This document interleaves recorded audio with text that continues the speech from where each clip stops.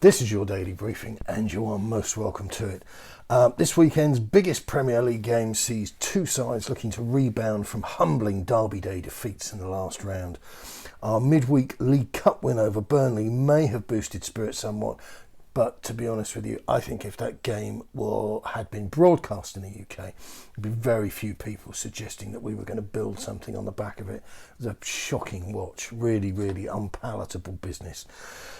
Players to watch: Harry Kane is here on historical grounds.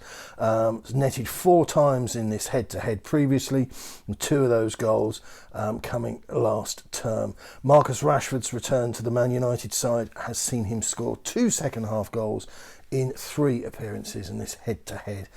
And no side has registered 0 second-half goal attempts more often than Spurs in the Premier League since the start of last season. Nuno ball is officially duller than Mourinho ball. You heard it here last. Fans on Nuno from this place: Robert Collins. I've seen ISIS hostages with more hope and conviction in their pre-beheading videos. And Rob Walker, he's on the inspiration transplant waiting list.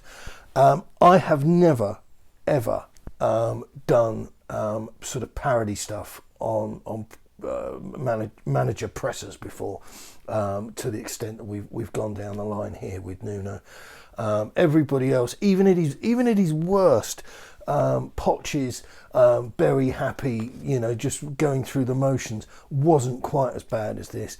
And Ryan Mason's vanilla Enoch brand spiel was infuriating, but it wasn't as dull as this has been. Winks had the audacity to discuss his low confidence and when he will speak to Nuno Espirito Santo about his frustrations. He's got more front than south end, this boy. Extraordinary business with him. He's been here forever, never quite done it. I've had this conversation with numerous people, and nobody's disagreed with me, or would they dare. But this business of, another Tottenham player started off quite well, looked quite promising, a little bit of bright hope about the place, got a little tickle of England games, then kind of went through the motions, and then has been on a slow decline ever since. So the idea that his confidence is low and he has frustrations, this is all self-inflicted, not interested, not vaguely interested in anything that boy has to say. Nuno has kind of reacted. They have to make a conscious effort that they have to go again from the beginning of the week to change the opinion and the idea of the manager. In this industry, this is what the player should do. Unfortunately, it's not always happening. Well, I tell you something, Nuno, I don't have much love in my heart for you, but you are surrounded by some absolute time wasters, total junk. And the idea... we saw a clip, I think it was before the Burnley game, and Dele was in the pack. They were training, they were jogging backwards and forwards. Dele's at the back, The job, the message of players that have fallen out of the top 11 is to just scream, pick me, choose me, put me in your starting 11. And this lot, they haven't got it in them.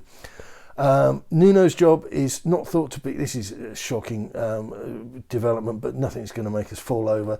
Dan Kilpatrick: Nuno's job is not thought to be in immediate danger with a defeat on Saturday, with an acceptance at Tottenham that they are starting a new cycle that could take years to peak. Well, they don't have years, and I tell you for why. I'm speaking increasingly to people all the time who are absolutely bored senseless watching this team. And I'm not talking about entitled fans or any of this sort of nonsense that gets peddled. I'm talking about ordinary, normal, decent people who just want to watch a good game of football. Don't necessarily want us to win 5-0 every week, but want to see something that kind of reflects their own emotional investment, and they're just not feeling it. And this is a cheap shot right down the pan here. Losing respect by the minute for Charlie Eccleshare of The Athletic. Tottenham are now open to the idea of letting Dele Alli leave the club in January. Wow, really? Couldn't have thought of that without your exclusive inside information. It would sum up the way that the players' side of the business, the football side of the business, being utterly mismanaged to let a player who's run down his value so heavily, so consistently, season upon season, to let him go in a January window for buttons, because that's what you're going to get for him. Right, here's my plausible 11 for you. I've gone with Reggie, Dyer, Romero, Emerson. I think that makes the most sense. Romero had a decent game against Burnley, but Burnley were awful. I watched the game, and I'll be totally honest with you, I watched it in bits. I couldn't sit through the entire thing. So, I watched 20 minutes, went off and got a sandwich, that sort of thing. You just can't keep the momentum going, because they can't. Middle of the park, tried to go for a bit of creativity and a bit of spine. So we've got, excuse me, a new player called Kof, Højbjerg, Lo Celso, or as I've spelt it, Lo Klesko, Ndombele, Skip, and Sonny and Kane. Personally, I would have dropped Kane and let him come on off the bench when we inevitably go a goal down. But Sonny's looking increasingly like a man possessed.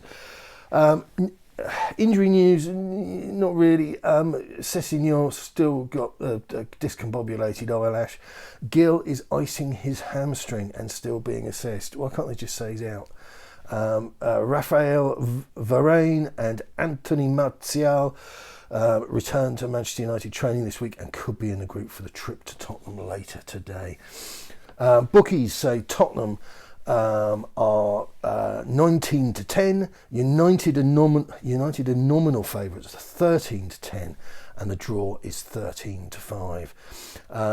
Spurs game is 5-2 to be Ole's last in charge of Manchester United, and a good source online I recommend to you is Infogol. No nonsense stuff, backed up with data, so I like it a lot. And they say that Manchester United are the team to back here, and that Tottenham Hotspur's league position is artificial given the quality of the football being played. So there you have it. My prediction is that neither manager will get sacked, irrespective of the result. So if either side lost 10-0, it wouldn't have affect the outcome. And I think that United will win by a solitary goal. That's my view on today's game. Good luck as ever. I hope you enjoy the game. Those of you that are bothering to watch it, hopefully we get a sense of things turning around here, but that's wishful thinking. Good luck. Keep it on.